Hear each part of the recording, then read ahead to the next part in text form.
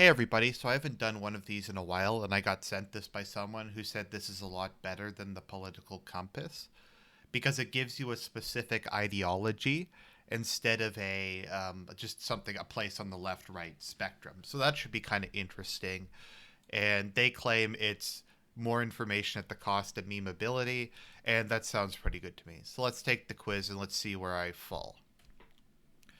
We should strive to remove hierarchy where we can. Now, hierarchy is something that I have mixed feelings about. It kind of depends upon the hierarchy. Is it merit based? Is it virtue based? Is it just birth based? Etc. It can't be a good thing or it can't be a bad thing. Now, having come from an English speaking society where there isn't much of a class system, I don't really mind that we don't have much of a hierarchy here. That's not really the problem with Canada. I kind of like having a society primarily made up of middle class property owners. So it doesn't particularly bother me to not have a strict hierarchy. So I'm just going to go with no opinion. Oh, there's pros? Oh, cool. Let's see here. I also tend to like flatter organizational structures like at companies or in governments where there's more parity between the managers and workers. I just think it's more efficient. But whatever. Capitalism has failed and should be replaced with another system.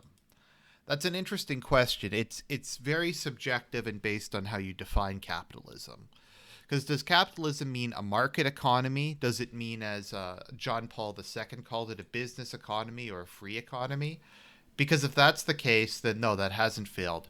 If we're talking about dominance of society by capital over human dignity, then yes, that has to a large extent failed. If we've talked about regulatory capture, etc., E. Michael Jones calls it state-sponsored usury. So I'm kind of taking a middle ground on this. It depends very strongly on how they're defining capitalism. So I don't know how to answer that. Large scale civilizations are unsustainable. No, large scale civilizations are 100% sustainable. In a lot of ways, more sustainable than smaller civilizations because we don't practice things like slash and burn agriculture anymore. We just need technology and sensible laws to preserve the environment. So, yeah. We should strive to remove borders that separate us as human beings. Strongly disagree. People, as kind of a baseline, not in all cases, but as kind of a baseline, have a right to preserve their culture and their people. And removing borders destroys that. So, no, I disagree with that as a nationalist. That's not to say all cultures are the same, have the same value, or are morally justifiable. But at kind of a base level, nations have a right to enforce their borders, and the state exists for the preservation and advancement of the native population. Technological advances often cause more harm than good. I strongly disagree. Generally speaking, in some ways, pollution is less now than it used to be because we have like more advanced waste management systems. Compared to the Industrial Revolution, we've been able to reduce a lot of the stuff that's pumped into the environment. Nuclear power is much, much better than coal fire. So I strongly disagree. State involvement is needed to protect citizens' interests. I guess unless you're a libertarian, you would disagree with that. It is moral and justified for someone to profit from ownership of private property. I don't get why it wouldn't be. I guess maybe if you're a communist or something, you would disagree with that. I guess to a certain extent, it depends. I mean, what does it mean by private property? Because, like in Latin America, what happened is a lot of landowners bribed government officials to give them deeds to land that had been de facto owned by the peasants for like thousands of years, and they didn't have official land titles. So then they kicked them off of their land. So that's obviously not, but that's, once again, that's kind of stealing someone else's private property. It's kind of what I forget his name, that character from Atlas Shrugged said, where he hates the fictionalized version of Robin Hood. He says the real version of Robin Hood was someone who protected private property. but that's been replaced by the narrative from unjustified government seizure, but that's been replaced by the narrative that that it had been replaced by the narrative as Robin Hood as someone who just stole from the rich and gave to the poor. So I agree with that. Religious leaders should play a role in the running of the government. I don't have an opinion on this.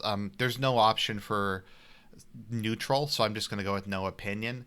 My issue is religions don't have any particular insight into technocratic things like marginal tax rates or how regulatory structures should be set up or the paths to proper economic development. They have very important moral and spiritual guidance that's critical to a nation. So I'm against secularism, but I don't think they're really qualified or capable of directly running a government. The betterment of society should be a primary goal of the members of said society. I don't know why anyone would disagree with that. It is important to be wary of change, thus we should stick to tradition. Now, as I've said, I have both reactionary and progressive elements to me. I think a lot of things in the past were kind of bad. Like, I don't think anyone really disagrees with vaccinations or refrigeration or people having a more varied diet or more worker protection, higher average wages. Like, a lot of these things ultimately turned out to be very good things for society. And it's kind of it's a give and take because there's a lot of bad, immoral, degenerate aspects of our age. But during the Middle Ages, there was a lot more localized warfare. There's some lords would just go into other people's territory and slaughter their peasants and stuff like that. There was diseases that would kill large segments of the population. People would work themselves to death at a young age. So there's moral and immoral parts to every age. Some are more immoral than others, obviously, but yeah. Resistance to the system, so I'm going to say I'm neutral in this. Resistance to the system is best achieved through the use of underground markets. What does that even mean? I think that means tax evasion. I strongly disagree with that. Taxes are needed to. Now, the taxes can be... Okay, so taxation as theft is kind of a meme. Very high arbitrary rates of taxation from which you don't get anything tangible in return are, in my view, theft. But taxation is necessary and able to maintain the basic functioning of a society. Society should not seek to impose any specific code on conduct in an individual. I strongly disagree with that. You need to have a moral framework to your country, and it should be enforced by law in many cases. Most, if not all, government decisions should be decided by a citizen's ballot rather than by fixed-term representatives. So representatives are bad in some ways, but they're nowhere near as bad as courts. Courts are the ones who bring through most of the really bad stuff. They're the least bad, in my opinion. Or no, the executive branch is, in my opinion, normally the least bad. Referendums are preferable, though, to the government, because a lot of things wouldn't have gotten passed if the people were allowed to vote on it directly. We need to try to protect the environment from humanity and its actions. So I agree with that, but then they talk about global warming. I'm going to say I agree, though, because blood and soil, that's kind of the refrain of the far right or nationalists. And obviously half of that is soil. It's not just the maintenance of your people, it's the maintenance of the sacred land. Yep. Women do not, but should share the same rights as men. Once again, these questions are very...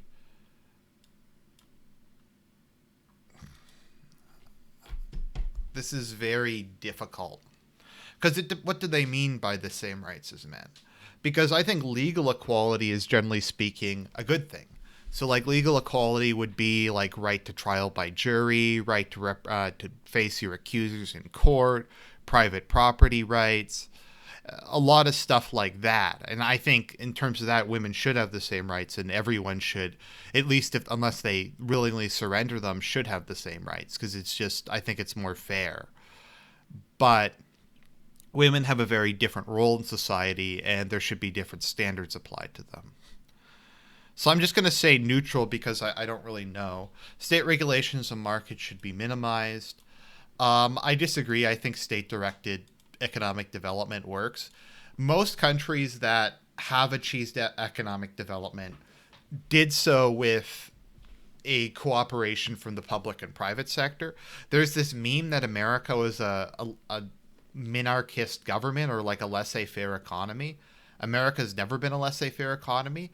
America developed under the American system, which had infrastructure development, protective tariffs, sound money, investments in education and novel technologies, and a couple other lesser precepts. And that's not laissez-faire. That's mainly that's a market economy, but that's the state protecting it. I think what actually happened under Pinochet is they eventually kicked a lot of the libertarians out, and they went to moderate protectionism.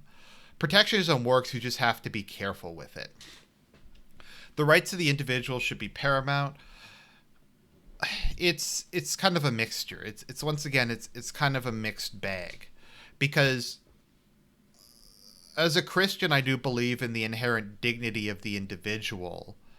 On the other hand, though, the state has a right to arrest and get rid of degenerates and people who are promoting bad things that are damaging to society. So once again, it's kind of balanced. I have kind of mixed feelings about it. Opposition to the system in the form of actions not allowed by the system is a justifiable tool for change. That is an interesting question. It depends which government's in power. The actions in and of themselves are not good or bad. It depends upon if a government I agree with is in power, they aren't. If a government I agree with is in power, if a government I disagree with is in power, they are justifiable. If a government that I disagree with is in power, then yeah, they're fine. I think I messed that up, but okay. So I'm going to say neutral. Money should represent hours of work rather than the value of a work. This is a difficult one. The issue is you need to incentivize. Okay, because there's a cost of going into certain professions, and that's part of the reason why they pay more. Not everybody has the intellectual capacity to be a doctor. And to be a doctor, you have to spend a whole bunch of money. You have to give up a whole bunch of years of your life to do it. Whereas you could become, I don't know, a garbage man or something like that out of school. And then you have positions like tradesmen where it's somewhere in between. And they make a lot more than unskilled workers, but less than maybe a doctor. And there's a lot of investment put into it. And you have to have some way of encouraging people to go into those skilled professions. And if you just do that and you say everyone's going to get paid the same depending on the number of hours they work, then there's no incentive to spend the time to go into something better. So I'm going to say I slightly disagree. People should be free to identify with any sexual orientation and or gender they desire. No, it's a form of mental illness. A strong and well-funded military is desirable. Yeah, you should have a good military, but America's army is way over the top. They spend too much money on it. It's too big relative to what they need it for. America needs to downsize, and in fact, the whole system is just corrupt. I think what they should do is do what Russia did and nationalize the defense sector, and I think that would help a lot. I should be proud of my culture and support those of my culture over those who are not. Like, I don't really get why people would disagree with that. I mean, they're your people. They're your extended family. Of course you place them over standards. Love your neighbor, in my opinion, means love the people around you. And the idea that you're placing some random person on the other side of the world above the people in your town, the people who live next door to you, the people in your province, your country, you're placing some random person on the other side of the world above them is, in my view, virtue signaling. We have achieved such levels of production that there are more than enough goods to go around. I agree strongly with that. There isn't starvation really in Western countries unless people are mentally ill or drug addicts or don't know how to find it. If there is starvation, there shouldn't be. It's 2018, I guess, when I'm recording this, soon to be 2019. The economy of Western countries has developed enough. Government intervention in markets in order to protect citizens' interests is justified. Of course they will. Change should only be achieved through the apparatus of the system.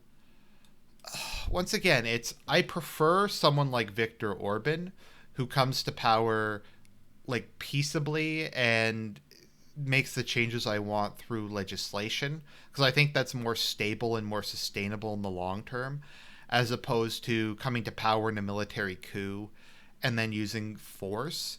It's not that I object necessarily to the methods, I just don't know if it's as enduring. So I'm going to say I'm neutral. Workers' unions lead to inefficiency and or corruption and unemployment, and thus should not be allowed. I disagree. The issue with unions is that they are too involved with social liberalism. People should elect representatives to vote on government policy in their place. I do support representative government. I just think the franchise should be more limited, so I'm going to agree with that. Religion and government should be kept separate. I disagree. Religious leaders should not necessarily have control over government decisions, but government should be inherently religious. Similar ideologies should act in unison to challenge radically opposed ones. I agree with that. Society should adhere to religious tenets. I strongly agree. Workers should be organized according to their industry in order to protect their interests. So that's corporatism. I agree with that. A small group of politically conscious intellectuals should lead us in the revolution. I somewhat agree with that. I tend to like technocracy, where most of the practical aspects of government are turned over to turned over to professionals who are very like well educated in economics or sociology or science or whatever, and you have them make decisions. We should try to limit meat and or dairy consumption. No, meat and dairy is awesome. We should strive to abolish wages. What the hell does that mean? Okay, I disagree with that because you need money. I don't think there's really even the Soviet Union had money and wages. I think every communist country has it. Money is just too useful a medium of exchange. People have the same fundamental worth. I don't really know what that means exactly. Do people have like a similar legal value and moral value? Maybe, but they don't in necessarily practical terms. And they don't necessarily in different contexts. So I'm going to slightly disagree. Government should only be involved in the administration of vital services like police and fire. Strongly disagree. Taxation of land and buildings should be the primary source of government revenue. Communism sucks. I agree with that. That's Georgism, which I think is interesting. So let's see what it gives me. Your top ideologies are fascism, Juche, and caliphate. That's not surprising, to be honest. Fascism, because its third position, is kind of big brain centrism. Caliphate, your worst ideologies are minarchism, queer anarchism. What the fuck is queer anarchism? That's a real thing? Mutualism. What the fuck is mutualism? Your connection is not private. Good. I don't know. I don't get why I have Juche. I hate Juche. Juche is retarded. Let's see what other ideologies they have. Okay, none of these apply to me. That doesn't... I guess Baathism a little. Clerical fascism. Not really. Deep ecology. Not base civic nationalism. I guess compassionate conservatism maybe a little. Phalangism. Yeah. Let's see here. Iron Guard is too kind of radical. I like integral nationalism a lot. I do like Kemalism. I know that might surprise people.